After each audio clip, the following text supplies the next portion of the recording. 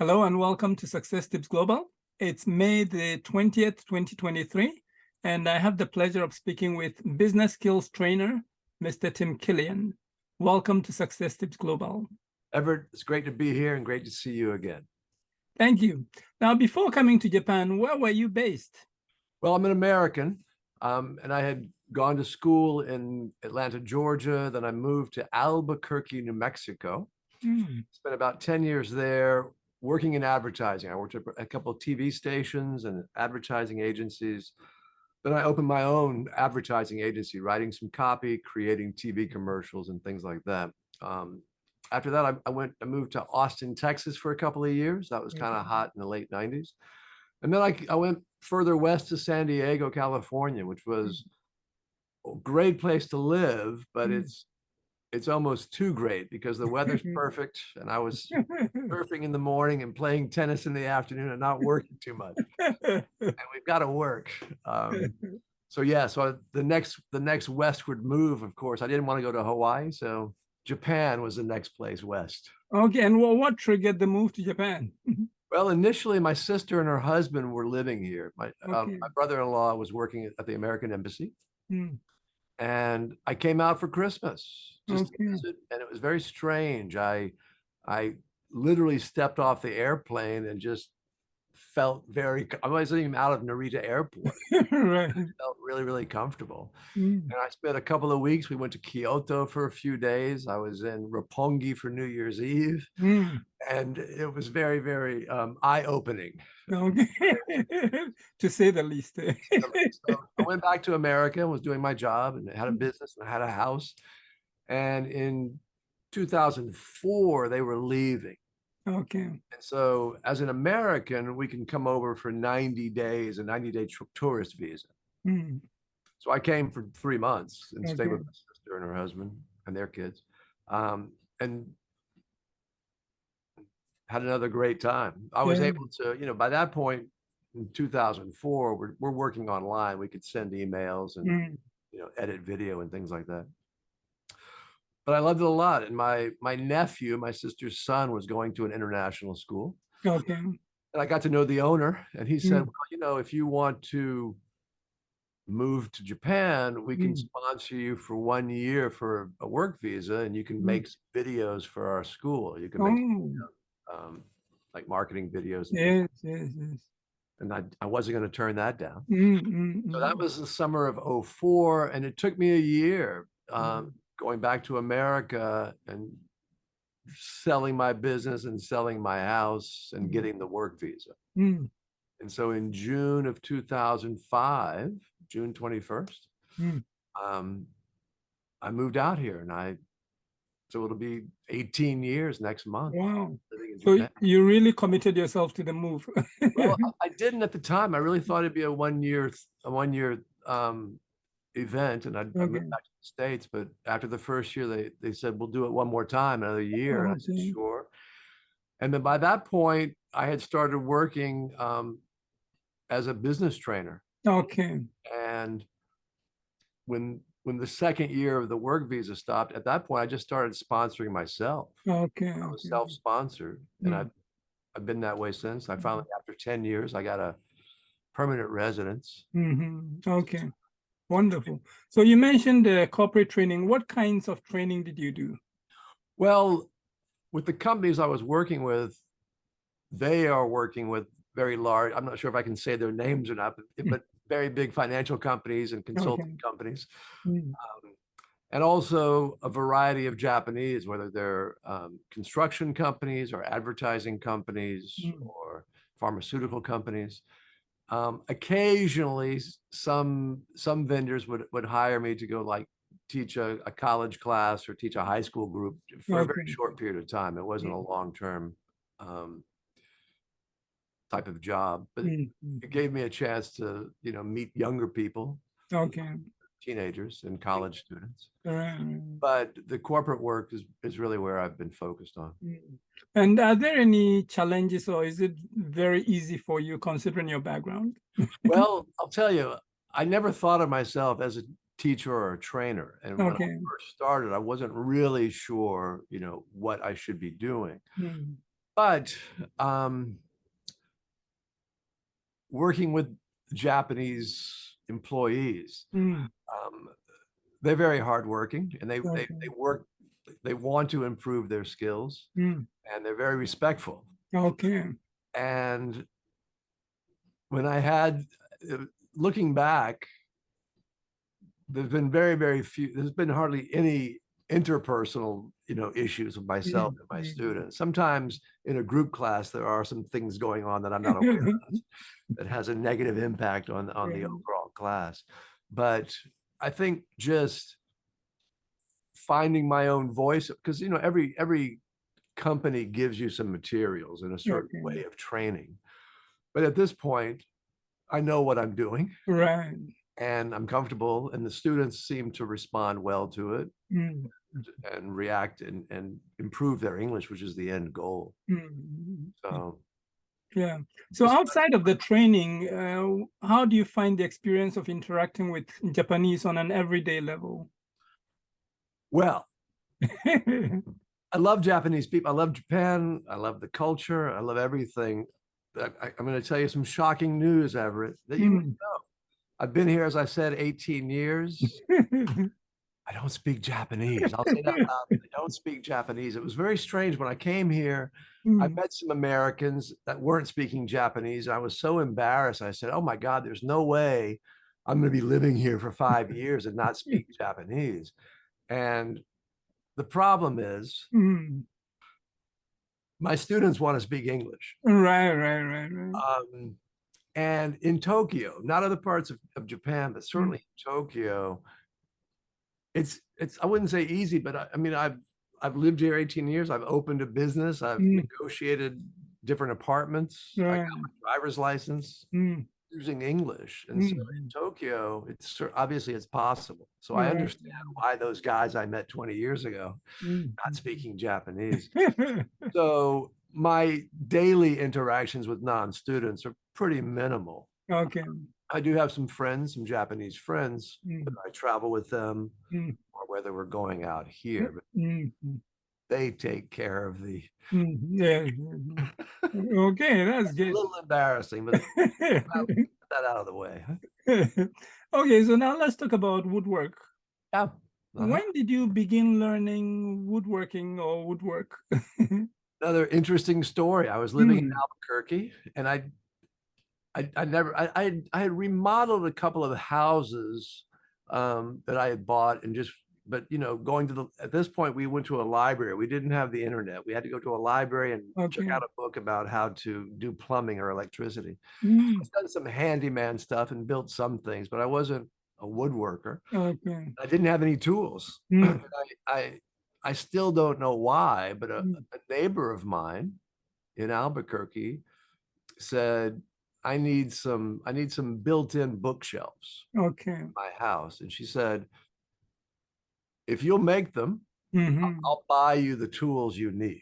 Mm, mm, mm. And I, I still don't know what made her do that. But anyway, Right. she did it. And I said, sure, because I'm always happy to say yes to almost Mm, anything. mm, mm, And so I got some tools and I built her the built-in bookcases, and I found that I really liked it. mm, And then other people, friends of ours, were saying, well, mm. can you make me an outdoor chair? Can you make me a Okay. table? And so I started growing from there, Mm, mm, buying more equipment.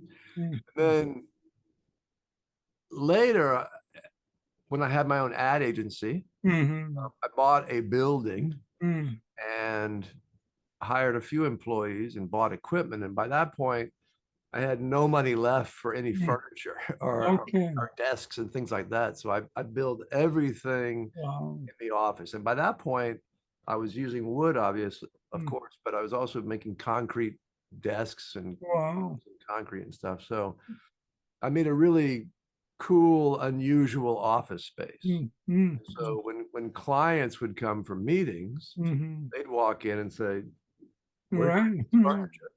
I said, "Well, I made it." Mm, mm, mm, So again, it wasn't anything. And as we talk today, you're mm. going to see that a lot of things in my life, nothing's really planned. Yeah. But people come into my life and kind of Mhm.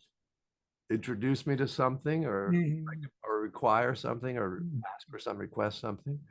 And it goes from there. So when I moved here in '05, Mhm. obviously I had huge tools, drill press and table saw and band saws and cement. I had a cement mixer. Oh, wow. That's serious. Yeah. Yes, definitely. But I couldn't bring anything to Japan. Okay. So I sold all my tools, come to Japan. Mm.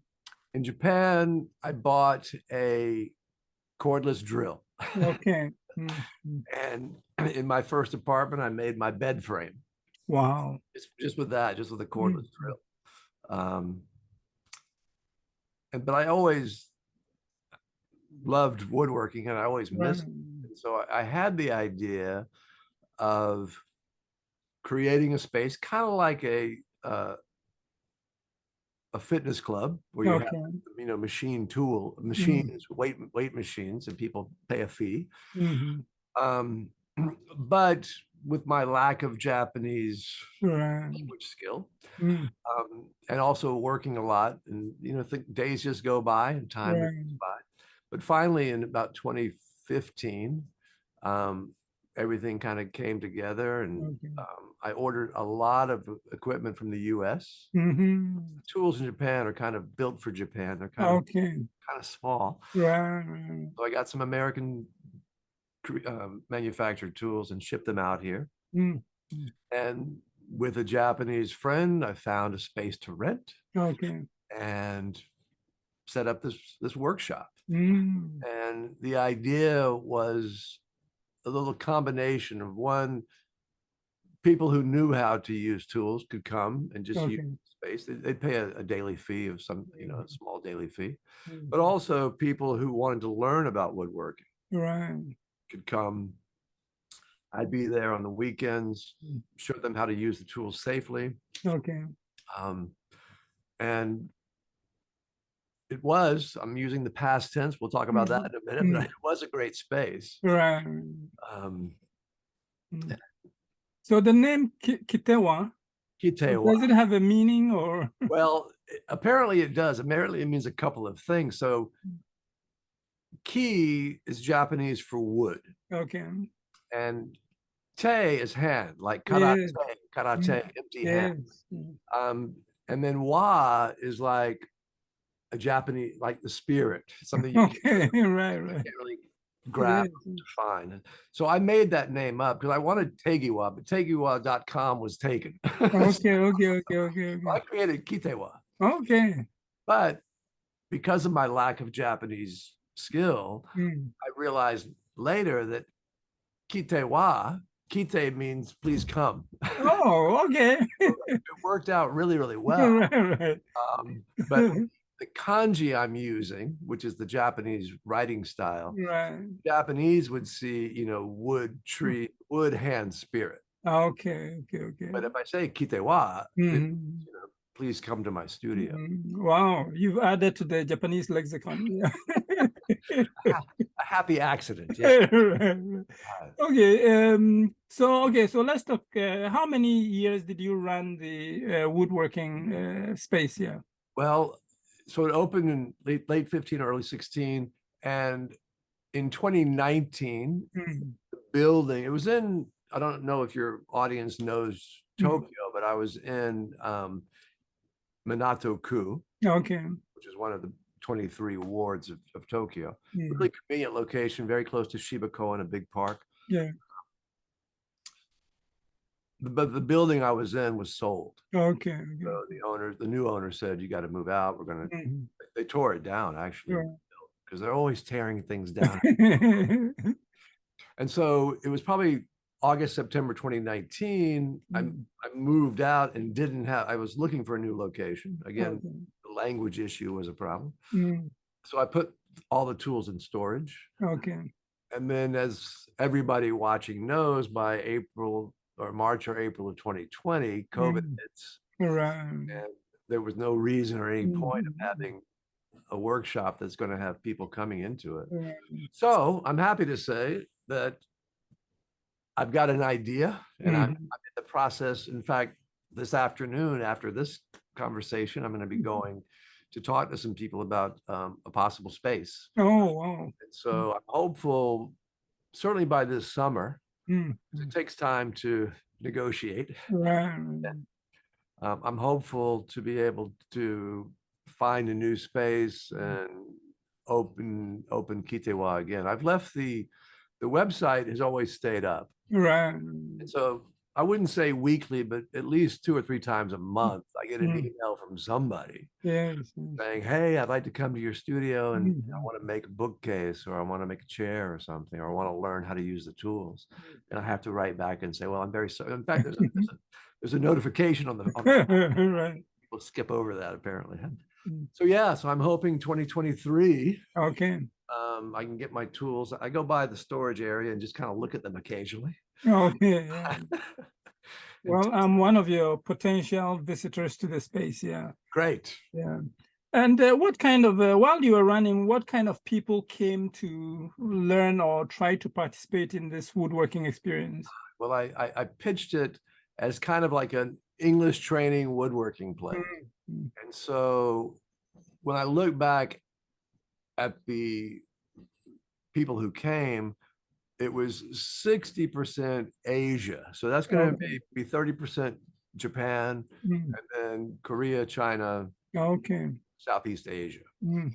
And about, I'm going to say 30% North America and European people, more European than American people. I had a few people from the Middle East and from Africa. I had no one from South America ever came. Okay. But pretty global though. And I mean, obviously they had to be able to understand English to some degree. Right. Sometimes people would come with very low level skill, but because I'm a trainer, Yes. I could adapt and walk them through the process. And sometimes I would use the group, someone who could speak Japanese, could translate what I'm having to say. So that worked out really well. So it was a wide mix of people. Can you describe the feeling of conceiving of a product and then building it and then seeing the final result? That's what one thing that I really loved a lot is people would come to me without any skill or a little bit of skill, and they'd had a drawing, and it was a very crude drawing of a stand to hold plates or a chair or something. Or if they didn't have a good drawing, we would work on it together. And depending on what the project was, sometimes I had materials, I had wood available. Sometimes they had to go buy the wood. Okay. But one group it was a father and son that came in, and they made a huge bench for their house or apartment, and they came probably 8 Saturdays for 2 months. It was like maybe a 12-year-old boy and his father, and seeing the kid, because all the kids today are just playing video games. Right. So, watching the dad and son interact, and this project going from some 2x4, some lumber, into a beautiful bench that they found some plans on the internet, and with the tools I had, they were able to make this happen. But many people would come in, and they were kind of shocked, honestly, when they finished their project. Excuse me, that they had made something with their hands. Yeah, they loved it. It's quite impressive. Yeah. When they take it back home, they if it's a bookcase or something, they take a picture of it and send that to. So wow, wonderful. Yeah. You mentioned travel a little while back. How much traveling have you done within Japan? Well, again, thanks to Japanese friends, I've been from the north in Hokkaido and Sapporo all the way down to Okinawa. I've gone scuba diving in Okinawa. I've gone snowboarding over in Niigata. One thing I love, and perhaps you do as well, onsen. Onsen are like the hot springs all over Japan. Yeah. And so I've been to there's 47 prefectures in Japan. I've probably been to at least 20. Wow. And in every one of them, I find an onsen to go to. Okay. So that's one of the things I love. But again, so if you would recommend one onsen, which one would it be? wow. Wow. Well, I have to recommend two. Okay, please. Generally speaking, they're split into male and female. Okay. So there's, I don't know if I don't recall the name. There's a really nice onsen in Kyoto, which is one of my favorite cities in Japan. But in Nikko, there is a mixed bath onsen. Okay. Where men and women are out. Right. When you're in an onsen, you're not wearing any clothes. Right. So yeah. Okay. That might be an interesting place to visit sometime. Okay.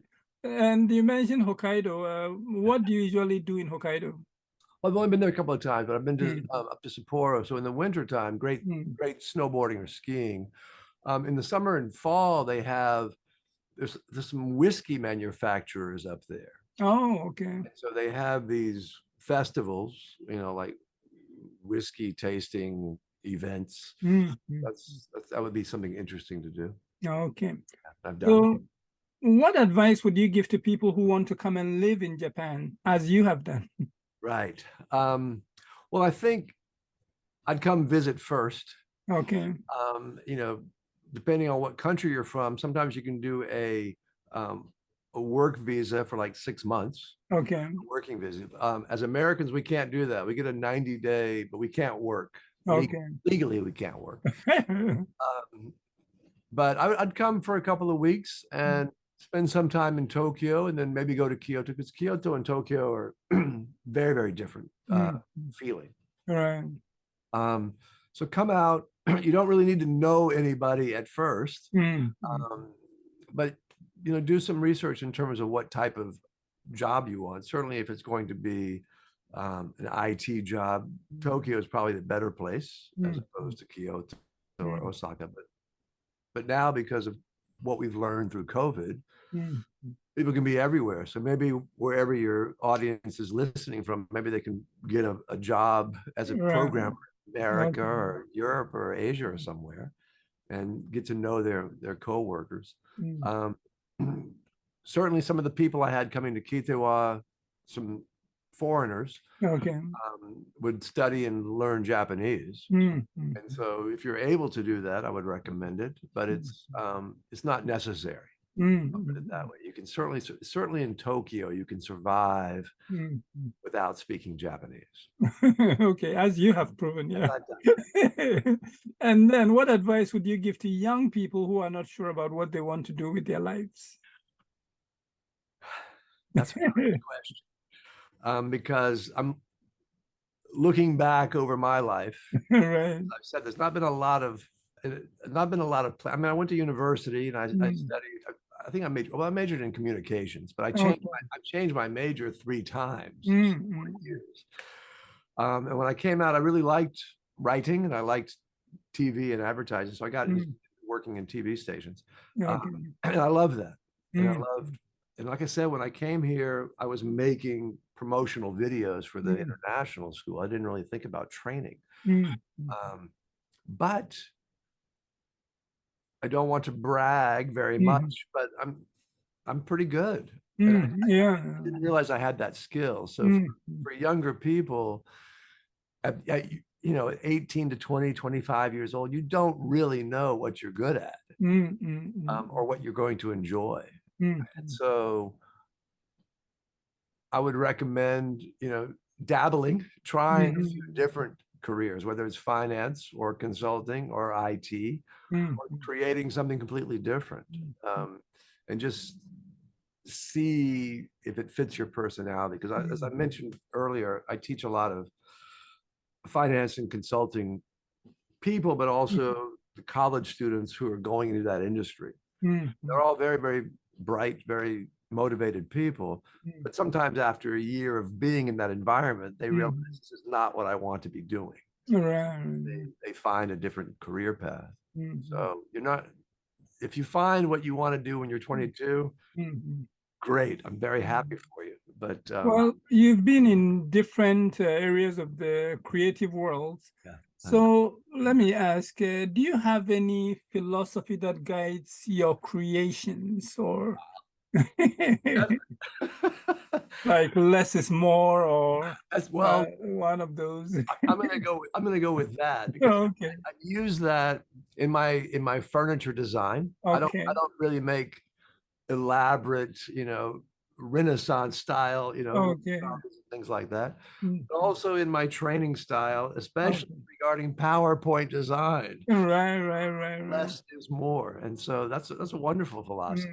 Just kind of strip things down to the basics, and being able to communicate those very clearly. Yeah, very, very clean design and very simple design and very, very usable. And many people can access it. Okay, so finally, is there anything you want to get off your chest? Is there? Well, I tying back into young people and careers and things like that.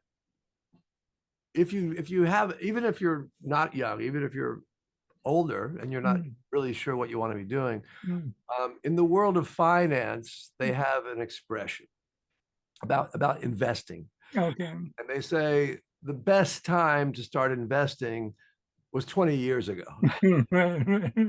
but the second best time to start investing is today. And so it's not too late. Yes. Wherever you are, whether you start investing and putting $10 a month into an index fund or something, or if you start learning some new skill and perhaps change your job. I mean, you and I both, over the past 10, 15 years that we've known each other, Yeah. I mean, we're staying in the same industry, but Yes. our focus is always moving around a little bit, Right. right? Like right now, I'm primarily focused on presentation training, Okay. other things, but over the time I've developed, that kind of skill. So Great. that's it. Thank you so very much for taking the Great. time. I'm really, really happy to be Yeah. part of this and to see you, talk with you again. I hope we can do it again sometime. Yeah. That would be great. When Okay. Kitewa opens, we'll do it again. Okay. Okay. Thanks. Bye for now.